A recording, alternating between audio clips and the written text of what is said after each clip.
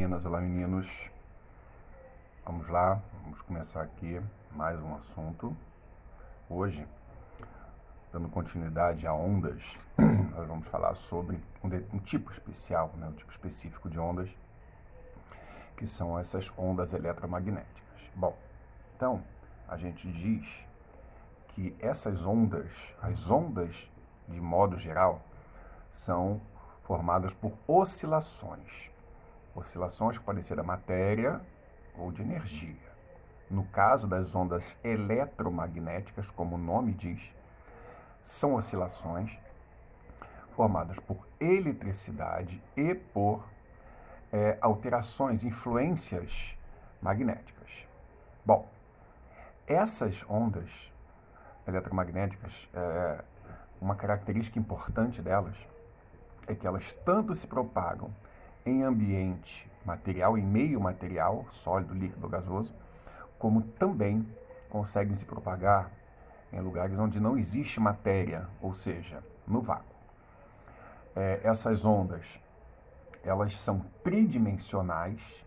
Tridimensionais quer dizer que elas se propagam em todas as direções e todos os sentidos, nas 3 dimensões, e elas oscilam transversalmente ao sentido de propagação dela. Então, ao invés de elas se propagarem paralelamente, elas fazem transversal, tá? Então, formando um ângulozinho ali de 90 graus.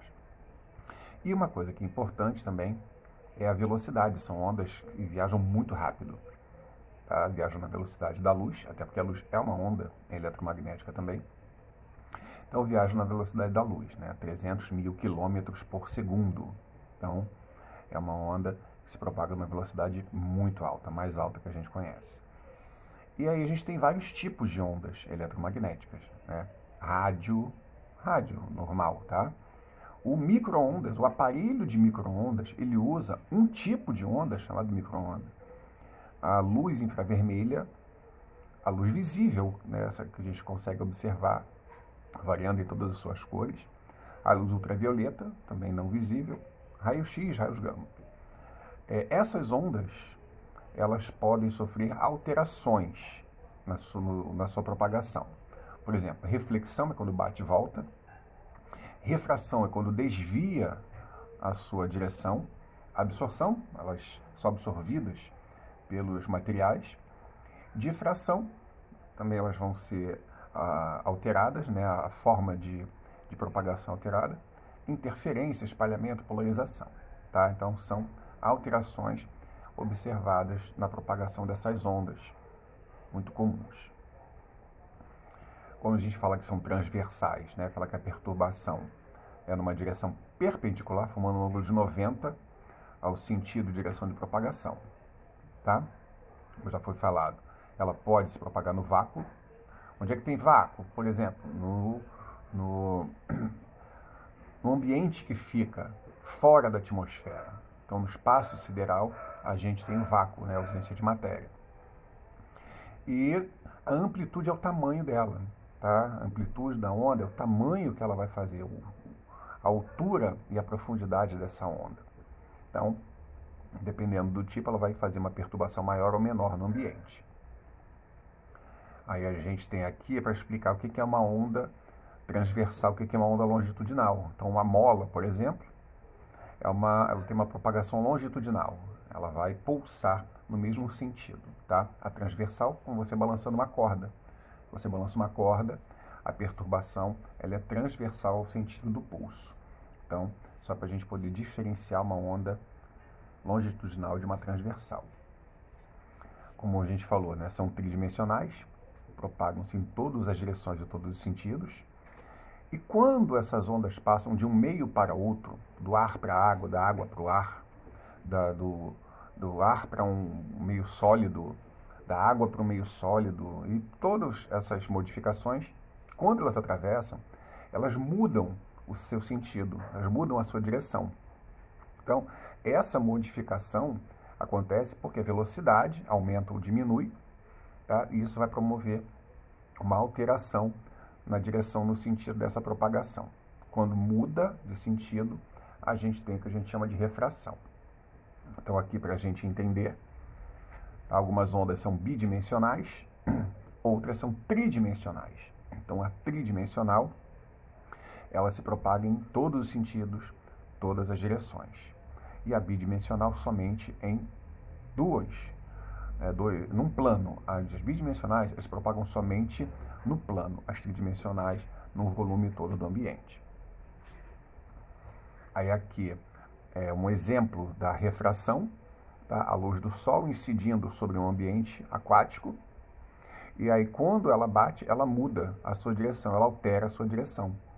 Então, né, você olha ali, ela estava incidindo, né, tinha uma certa direção. Se você prolongar a linha amarela, você vai ver que a linha branca não está na mesma linha de propagação. Então, quer dizer, teve uma modificação na direção de propagação dessa onda, né, da luz. E na prática, a gente vê isso, por exemplo, nessa imagem.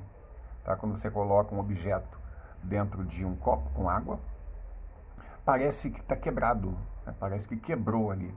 Por que parece que quebrou? Porque a luz que está saindo desse objeto, chegando aos nossos olhos, ela muda a sua direção quando ela passa da água para o ar. Então, mudando, aí a gente vai ter esse aspecto, né? Parece que está quebrado. Então, são vários tipos de ondas, né? Como a gente falou, né? Ondas eletromagnéticas em vários tipos, como rádio, né? Micro-ondas aquele que a gente tem em casa, mas também não é só, essas ondas não são usadas só na parede de micro-ondas. Aí nós temos a luz infravermelha, tá? Que vem do sol, por exemplo, mas a gente pode também produzir, existem equipamentos que produzem luz infravermelha. A luz visível, que é a mais conhecida, é tudo que a gente consegue enxergar, tá? Todas as cores que a gente consegue enxergar. A luz ultravioleta, que a gente também não consegue enxergar, também a gente consegue produzir, tá? Existem equipamentos que emitem a luz ultravioleta, então isso também é uma onda eletromagnética. Raio-X e raios gama, né? Os raios-X muito famosos, porque são utilizados para a gente fazer imagens, né? Acha que um osso está quebrado, você usa um aparelho de raio-X, então esses raios, né, chamados raios-X, eles vão permitir, vão possibilitar que a gente enxergue, por exemplo, uma fratura, tá? E os raios gama já mais complexos, tá? São usados em pesquisas mais complexas, como pesquisas astronômicas. Aqui a gente tem tipos de ondas eletromagnéticas, aí o rádio, TV, o radar, controle remoto, tá ali o controle remoto que usa o infravermelho. Aí vamos lá, lâmpada sol, né, que estão ali só para a gente dar um exemplo. E depois vem o raio-X, né, radiografia, o raio gama nos elementos radioativos. Então, repara que a gente só consegue ver as ondas eletromagnéticas num espectro muito pequenininho, tá? Então, o espectro visível é bem curtinho, todos os outros espectros não são visíveis para a gente não consegue enxergar, mas a gente pode sentir seus efeitos, né? A gente consegue perceber os efeitos, a gente só não consegue enxergar. Beleza, gente? Espero que vocês estejam entendendo o que está sendo colocado para vocês.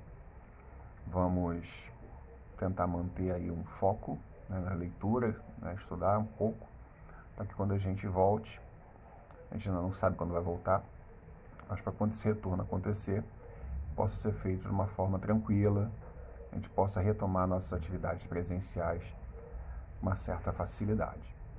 Lembrem que as aulas estão no YouTube, então se vocês quiserem assistir mais de uma vez, podem ir direto no YouTube, acessem o canal que ela está lá.